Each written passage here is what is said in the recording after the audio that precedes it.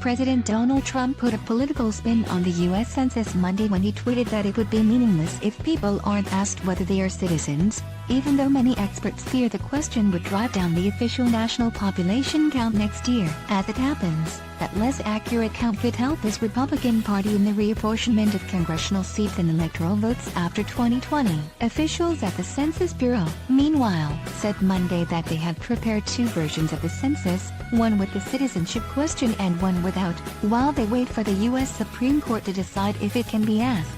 Lower courts have sided with states that want the question kept off the 2020 census. The last time it was asked on the full census was back in 1950, which raises the question of whether the U.S. president thinks the last 6 census efforts were meaningless. Can you believe that the radical left Democrats want to do our new and very important census report without the all-important citizenship question? Trump tweeted, "Report would be meaningless and a waste of the dollar billions, ridiculous, that it costs to put together."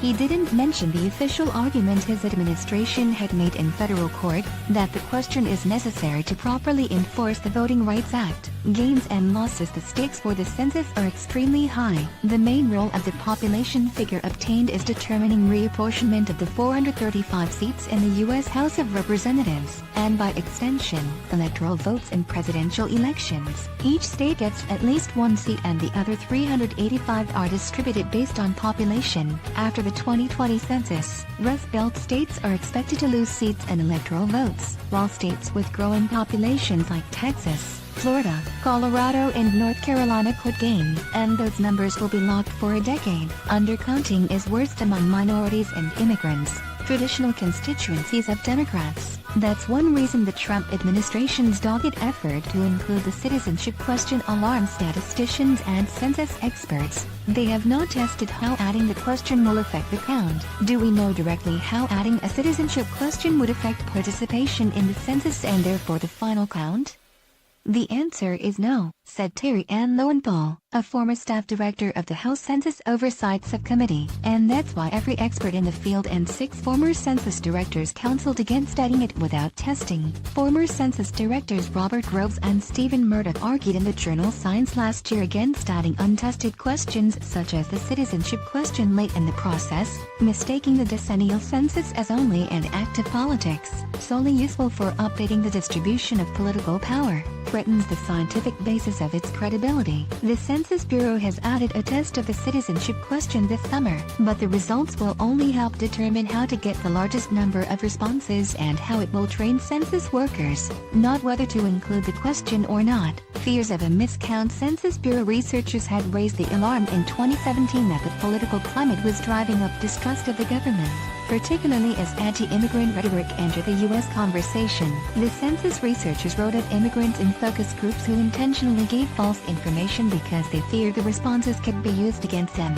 although sharing individual responses with law enforcement is illegal. A survey by the Census Bureau in 2018 also identified mistrust of the census and the government and suggested the citizenship question could be a barrier to response rates. Despite these warnings, the Trump administration, via Commerce Secretary Wilbur Ross, who oversees the Census Bureau, decided to add the citizenship question to better enforce the Voting Rights Act. Ross said, but the end result could be that the census fails to count a bunch of people, particularly in areas with large numbers of non-citizens or undocumented. Democrats in the House of Representatives could move Tuesday to subpoena documents and testimony to challenge whether the Voting Rights Act is the real reason Ross and Republicans added the question.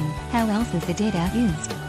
The official count of people in the country is used not just to determine how many lawmakers each state gets in Congress and how many electoral votes they get in presidential elections. Census data today also is used to determine how more than $675 billion in federal funding is allocated to states. According to the Bureau, states use the data too, which means it has implications from the federal to the local level. Census numbers are used not only for congressional apportionment, but to allocate fair political representation in state legislatures, city councils, all the way down to school boards, and to distribute government resources where they are most needed, said Lowenthal. Citizenship question asked in separate survey. The government has been asking the citizenship question on a separate survey, the American Community Survey, also conducted by the Census Bureau, that determines the number of citizens versus non-citizens along with a bunch of other data, everything from how far a person commutes to work to what language they speak to whether they have indoor plumbing. That type of survey,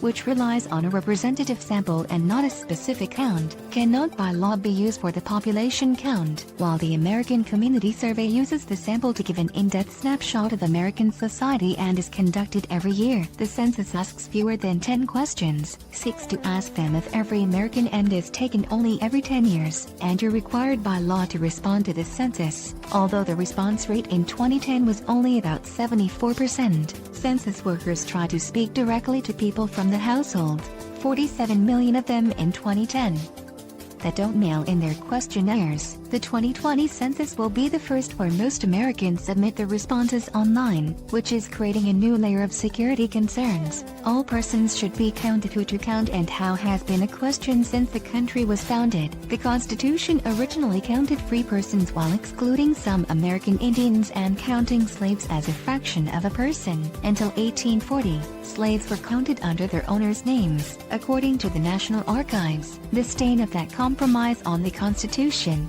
that slaves were not counted as entire people, was fixed by the 14th Amendment, which included the language, representatives shall be apportioned among the several states according to their respective numbers, counting the whole number of persons in each state, excluding Indians not taxed. The count to be used, then, is not for citizens but rather for all persons,